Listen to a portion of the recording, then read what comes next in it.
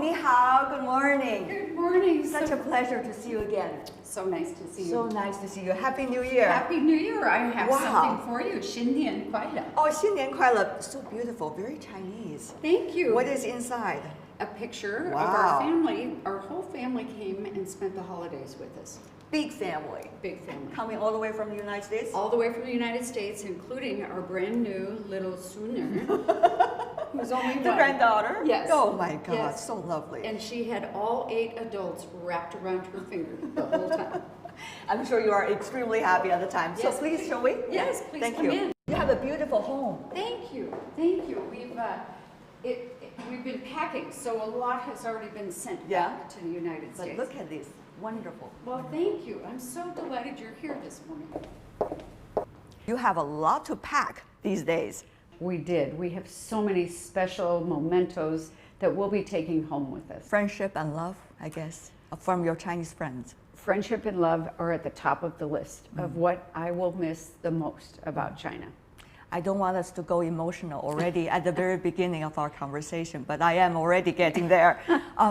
You used to tell me about your father's generation, their experience in Asia, and also their fight during the Second World War together with the Asian people. That's the first I ever learned anything about China, were the stories that my father told me when he was in the U.S. Army Air Corps, and he flew many missions over China, and specifically he was the guy who pushed the button to drop bombs. And there were Chinese encampments north of Shanghai, and he flew many missions over Shanghai. But the earliest story I remember is him showing me his silk handkerchief that he carried with him on every flight. And it had a picture of the United States flag, and then in Chinese, it said, "I am your friend. If you find me and I'm injured, take me to the nearest American that you can, and I promise that our government will reimburse you." And he told me that they told him the Chinese were his friends. And so if he was ever shot down, that's who he should look for and hand them this handkerchief. But he only looked at China from above, in the sky. That I know of, that he was able to share with me. But I grew up in a time where in the United States we didn't learn a lot about China. So all I had was what he told me and how he had been told China would be his friend if he was in trouble during the war.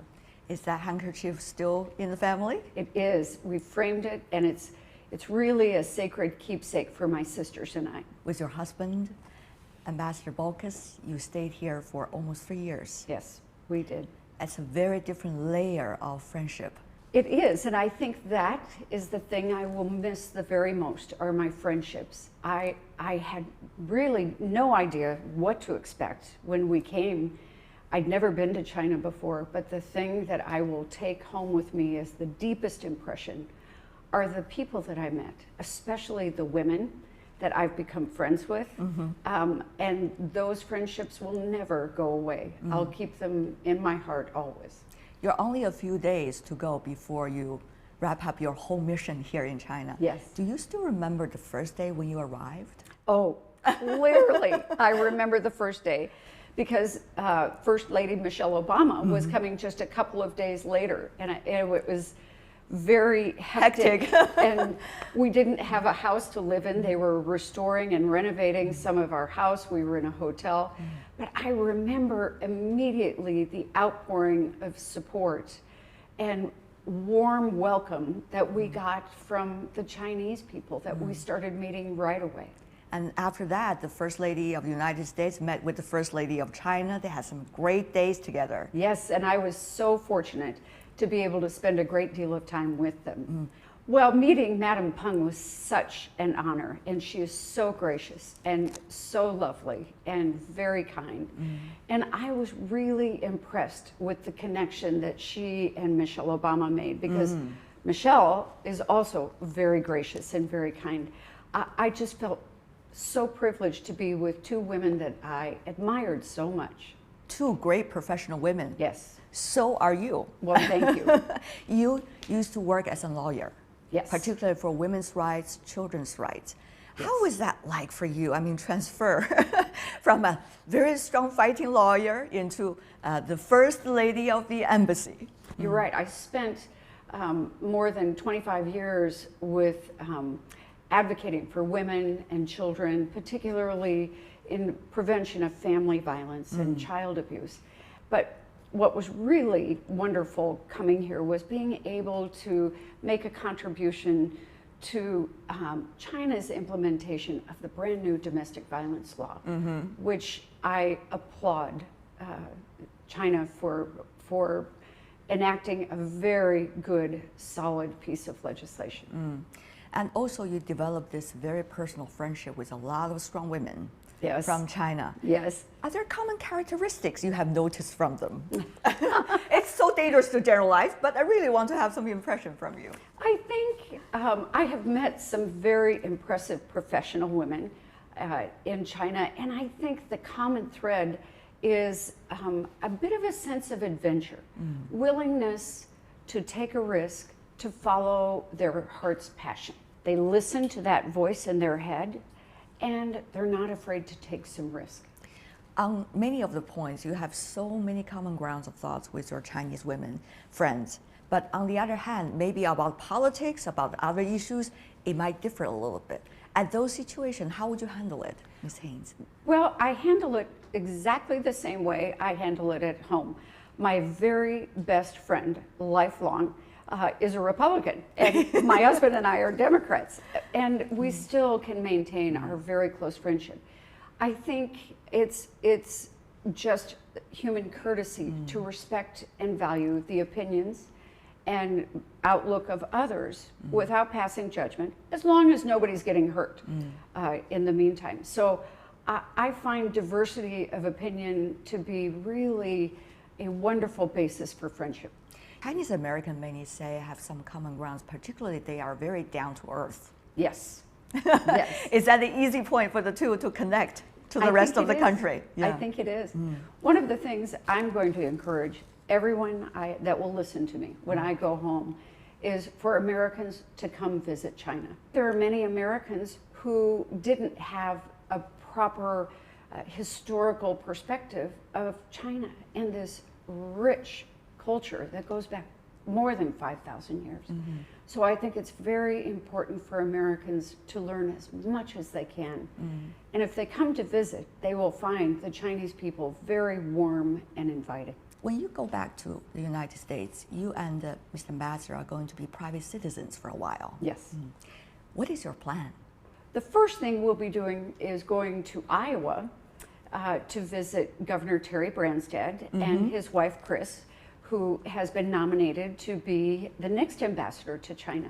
I've known him for a long time, since I was born in Iowa, and we're very excited to meet with them. They also have a passion for China, like my husband and I do. So we just want to make sure that they have as smooth a transition as possible. If you got a chance to meet the Chinese president and first lady ever before you leave, is there something you want to say to them? Thank you. Thank you for this amazing opportunity to be guests in your incredible country. As Mel illustrated, mutual understanding is so important in bridging China-U.S. ties.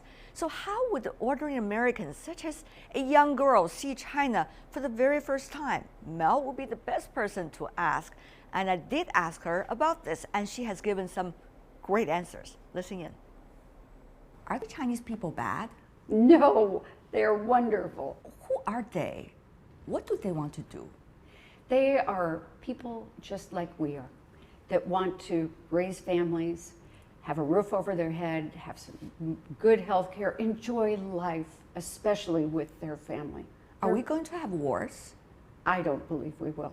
I think we are two strong companions that will rely on each other moving forward. The people of our country and the people of China are so warm and friendly. What's your favorite food? Jiaozi. What is the feeling of the jiaozi that you like the best? Jiro. Oh, chicken. Okay. And what about the places I should travel to China? I love Yunnan, And hiking Tiger Leaping Gorge is maybe one of my favorite things that I've done here. So I would have your parents take you to Yunnan and also see the elephants. And then there's a very special train ride from Qinghai to Lhasa that is really an amazing experience.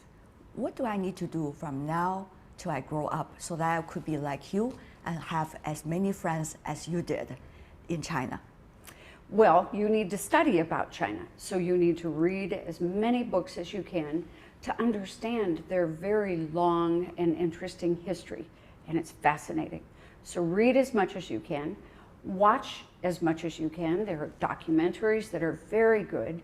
Read newspaper articles about China and magazines about China. Just learn as much as you can. And study Mandarin. Okay, I will. A lot to do. Thank you, Ms. Hanes. Thank you. Yeah.